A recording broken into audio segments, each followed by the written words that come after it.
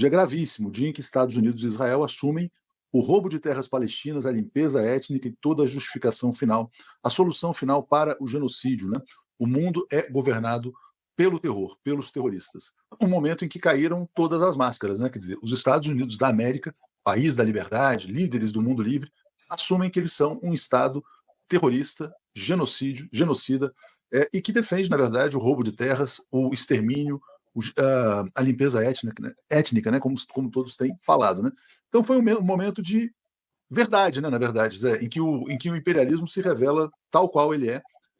Duas lideranças proeminentes do imperialismo, não se sabe quem manda em quem, né? Se é o Trump que manda no Netanyahu ou o Netanyahu que manda no Donald Trump, mas são duas peças da mesma engrenagem e que governam o mundo pelo terror. O Trump está reinaugurando aquilo que se chama de diplomacia da força, diplomacia da imposição, que é uma contradição em termos. Se é de força, se é da imposição, não é diplomacia, é exatamente imposição, é força, é terror e é a expressão, digamos, renovada do neocolonialismo. Essa questão do roubo de terras é a expressão renovada do neocolonialismo. E a limpeza étnica da Palestina, a expulsão e o deslocamento forçado do povo palestino da faixa de Gaza não é outra coisa senão a continuidade do genocídio.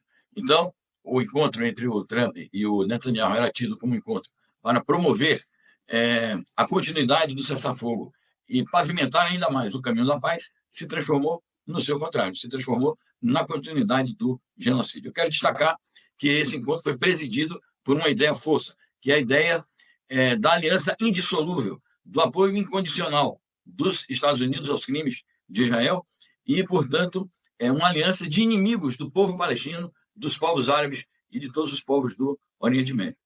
Todos os povos da humanidade, né, Zé? Porque, na verdade, se isso é feito com a Palestina, pode ser feito com qualquer um.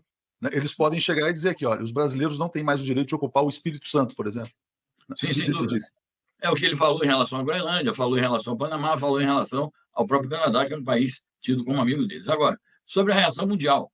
A reação mundial, primeiro, tivemos uma declaração muito forte do secretário-geral da ONU e declarações bastante enfáticas também, aqui eu cito as primeiras que nós vimos no dia de hoje, do Hamas, da OLP, da Arábia Saudita, foi a mais contundente de todas as declarações no âmbito do Oriente Médio, da China, publicamos uma pequena notícia, mas depois virá o comunicado completo, do Egito, da Turquia.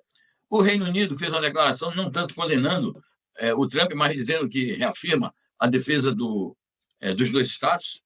Austrália e uma carta de 5 países árabes ao Trump, rejeitando esse plano de neocolonialismo e de expulsão de palestinos e, portanto, de limpeza étnica. Eu acho que agora, durante a manhã, vão surgir muitas outras manifestações de chefes de Estado, chefes de governo, organizações internacionais, partidos políticos. Ele está unificando até governos mais moderados, digamos assim, né?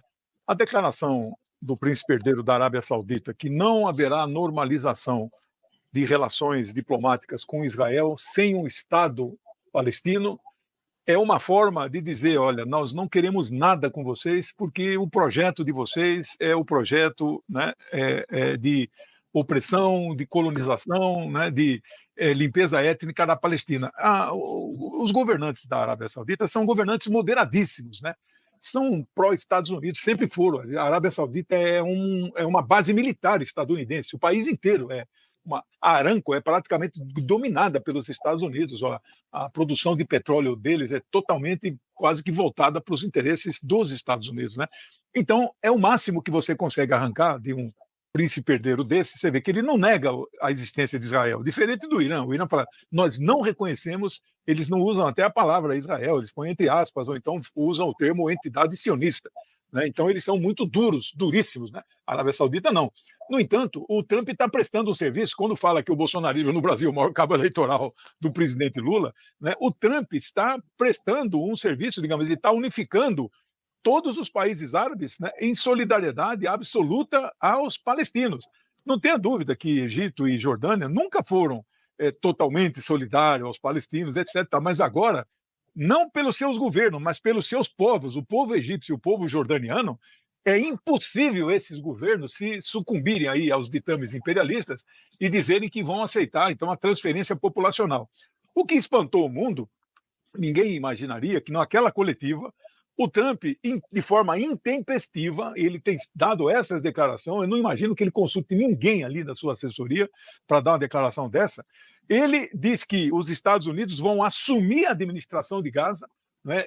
Tinha lá uma matéria muito grande no New York Times anteontem, né, que de 4 cenários sobre o Gaza pós-guerra, né, administrado pelo Hamas, pela Autoridade Palestina, por uma força internacional e pelo próprio Israel. Né?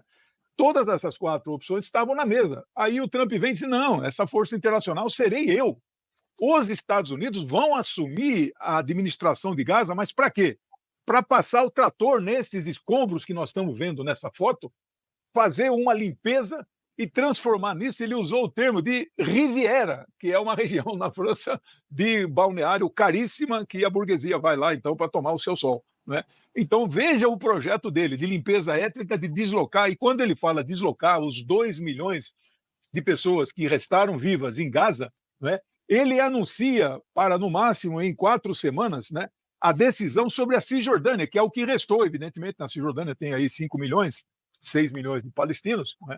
Ele vai tomar a decisão da anexação da Cisjordânia, ou seja, vai desaparecer completamente qualquer resquício de terras palestinas administradas por palestinos. Isso vai gerar problemas sérios no mundo, inclusive com aliados dele. Né? A Espanha não vai aceitar uma coisa dessa, países membros da União Europeia, da Europa Oriental, não vão aceitar uma coisa dessa. A Rússia, os BRICS, a China, o Lula vai se posicionar, a ONU já se posicionou, então ele vai ficando isolado mundialmente. Né? Então isso é tudo que, digamos, nós, assim, progressistas, né, estamos precisando para unificar esse campo aqui. Né? O Hitler, quando ele estava no poder, ele não foi enfrentado com as notas de repúdio. Está aqui o Carlos Araújo dizendo: o mundo responderá com as tradicionais e inúteis notas de repúdio.